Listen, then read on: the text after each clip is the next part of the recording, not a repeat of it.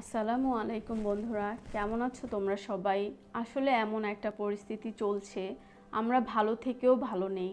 খুব দোয়া করি আল্লাহ যেন আমাদের উপর থেকে করোনার এই বিপদটা দূরে নিয়ে যায়, আমিন। তোমাদের জন্য আজকে নতুন একটা রেসিপি নিয়ে চলে আসলাম অনেক দিন পরে, বেগুনের খাগিনা। কিভাবে এই মজার রেসিপিটা বানাবে চলো দেখিয়ে দেই।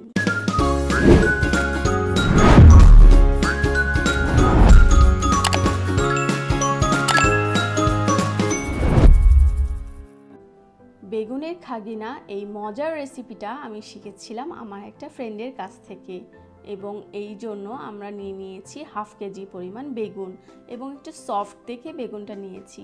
গোল লম্বা সব রকমের বেগুন দিয়ে এটা করা যাবে, তবে গোল বেগুন হলে ভালো হয়, যেহেতু বাসায় এই বেগুনটাই ছিল।